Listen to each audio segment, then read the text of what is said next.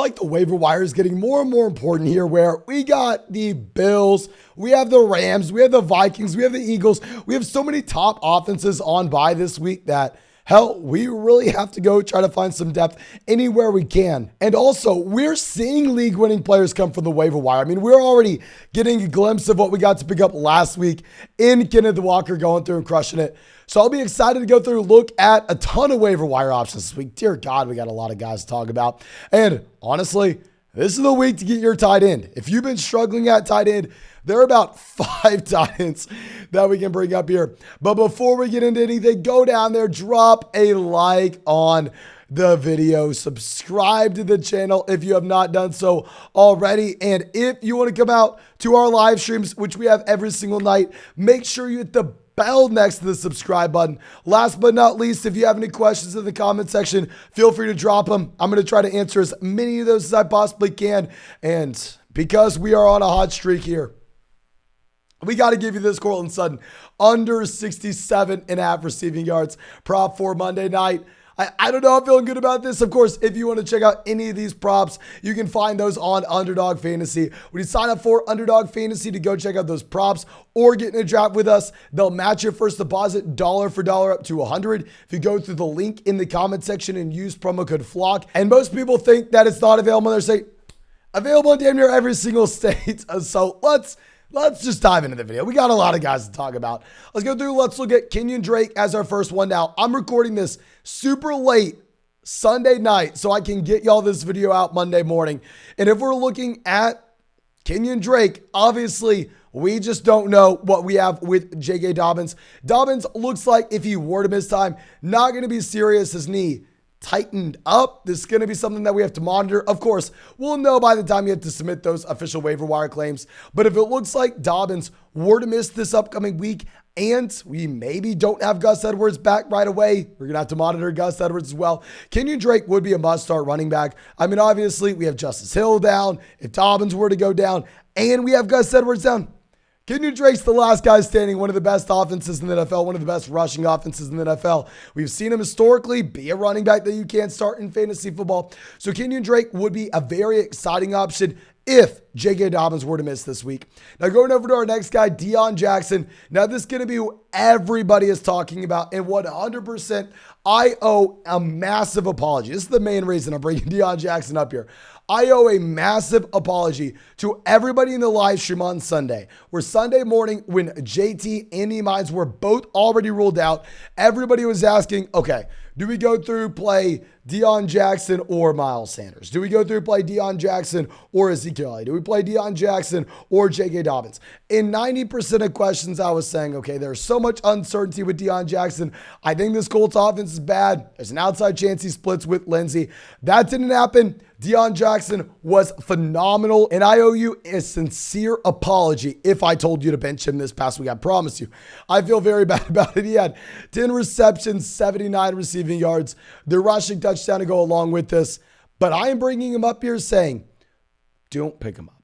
Like, I know that it obviously seems ridiculous, but the only way you can play him is if both JT and the Mines are out. And honestly, I think you at least get one of those running backs back this week. So, like, if you're playing in a fab league, the last thing I want you to do is go through and blow your entire budget on Deion Jackson.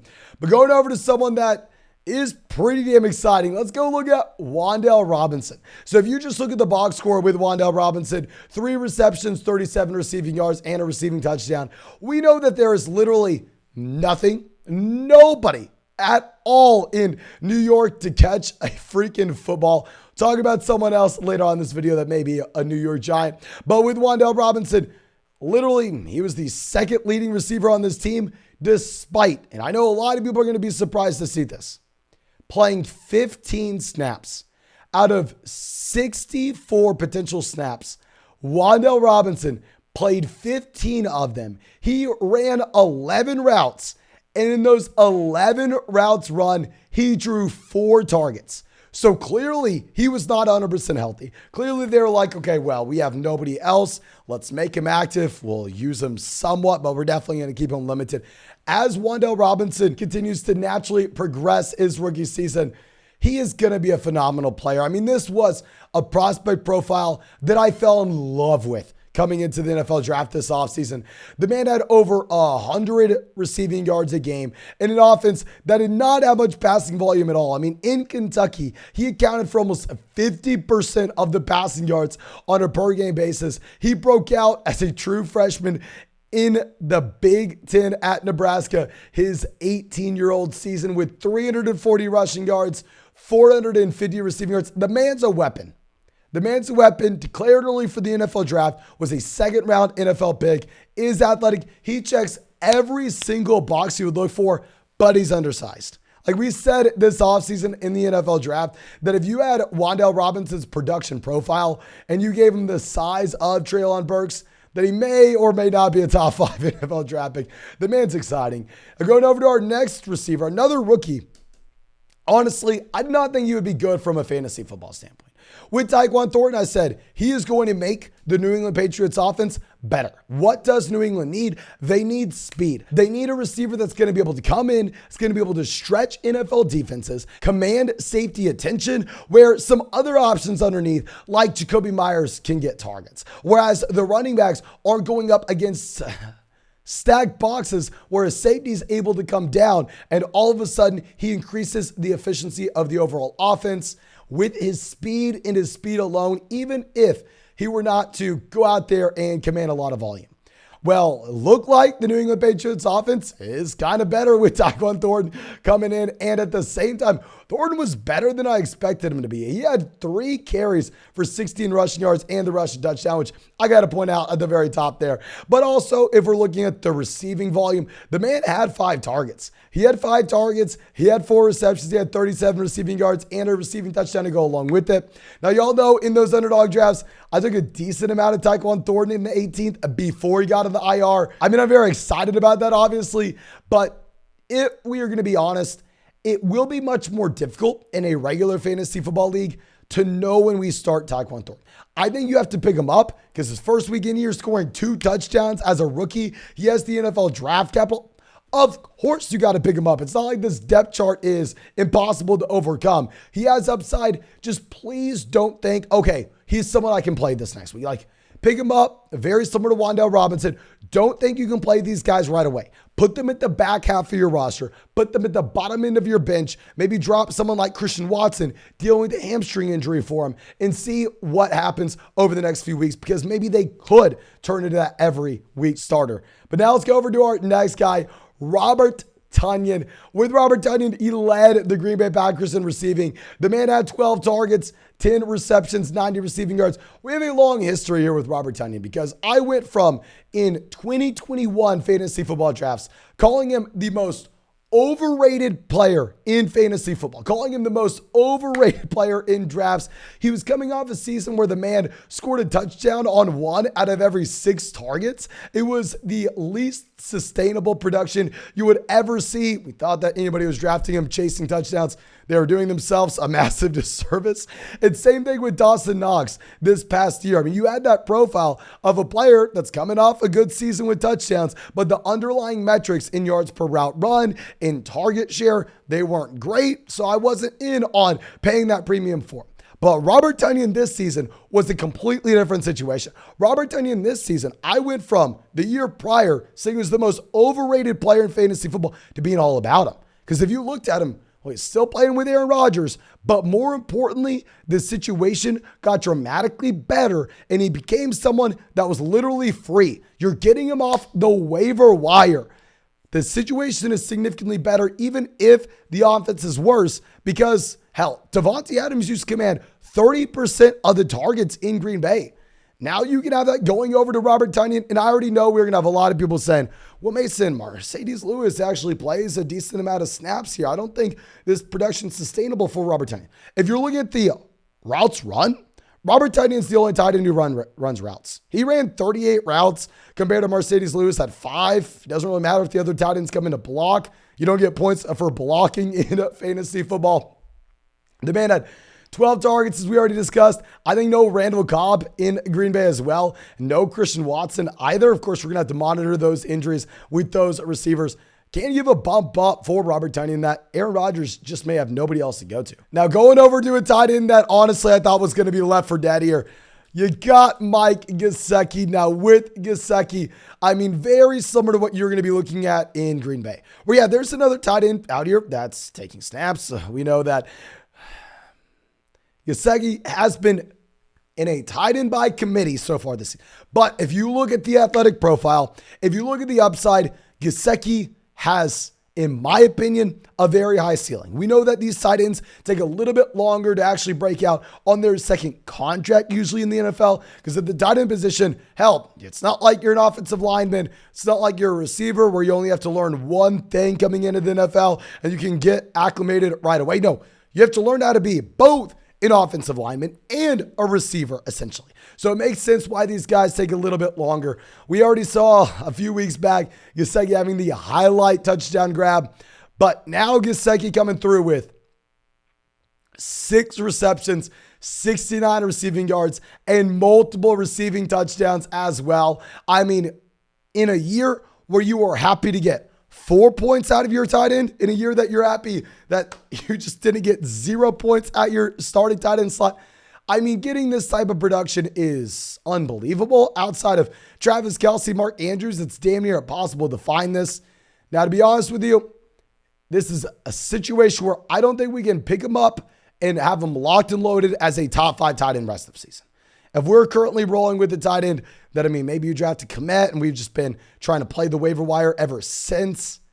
If we need a bye week fill-in for someone like Tyler Higbee, someone like Dallas Goedert this week, maybe someone like Irv Smith Jr., there's so many tight ends on bye that I think that you do have probably a lot of people needing to go hit the waiver wire, and Gesicki should be that perfect guy to target because while the floor may be low, the ceiling is high, and most tight ends can't even say that. Now, going over to our next guy, someone that I did not like as a rookie, but let's just keep it at the tight end position. This will be our last tight end, then I'll stop annoying you. Let's go over to Daniel Bellinger, who here, I mean, not someone that I loved coming into this year's draft, but if you look at the usage, this is, of course, from PFF. You can always find the link to these PFF snap data in the description of the video. They created this chart of the percentage of his offensive snaps so far this year, starting at 50%, and you see it just slowly work itself up to where he's been efficient. I mean, he's been good on a per snap basis, where now over the past 2 weeks, they've decided to get him heavily involved here. Going back to what we were talking about with Wandel Robinson, there's absolutely nobody else in New York. There's nobody else to throw the ball to. Daniel Bellinger actually led this team in receiving this past week. He had 5 receptions, 38 receiving yards, and a receiving touchdown. I mean, nobody else other than him even had 5 targets in this offense. This man had 5 receptions. There's not a ton of competition for targets. I think you can go through, pick him up, get him to be more of a long-term, deep target. I definitely would prefer someone like Mike Gesicki or Robert Downey if you need someone to play right away. Now, going over to our next guy, D'Onta Foreman. I have to throw it out there, right? With CMC, I mean, maybe I'm delusional. Maybe I am just hoping for something that's never going to happen.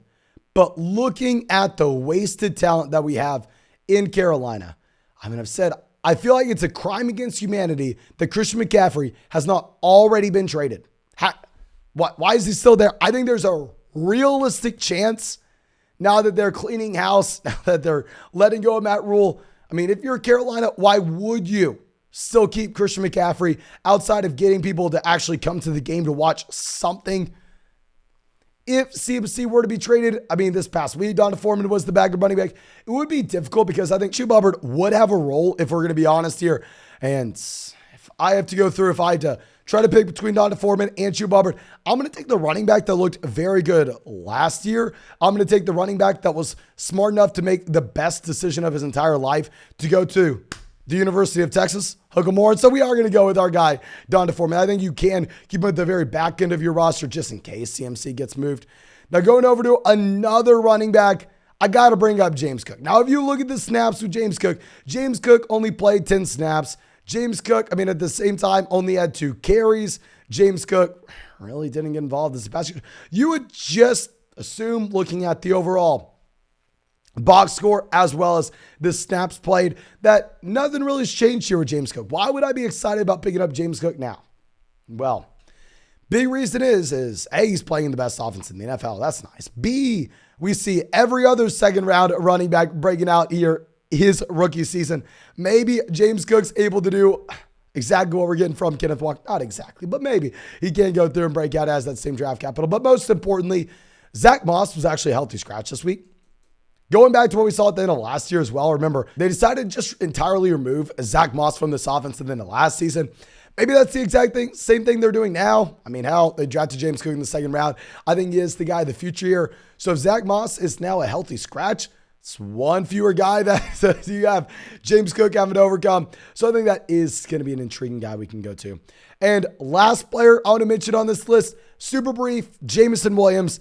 It's now about time to go through and put Jamison Williams on your watch list and get ready to pick him up. Of course, if you're playing in a league where you have an open IR slot where you're able to just throw him on the IR, you should already have him rostered. I'd imagine he's already rostered in a league like that. But specifically for those leagues where you weren't able to put Jamison Williams on IR and he's not rostered because someone didn't want to waste a bench spot on him, now is about the time where hopefully he comes back 2 to 3 weeks.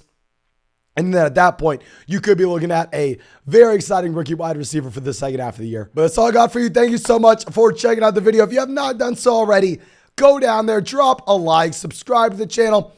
Go check out that Courtland Sutton player prop. Go take the under. Use promo code FLOCK when you sign up. Link in the comment section. Link in the description. They'll match your first deposit $1 for $1, $200. Available in damn near every state. But thank you again. I appreciate you. Hope you have a great day. Hope we get to see you in the live stream tonight.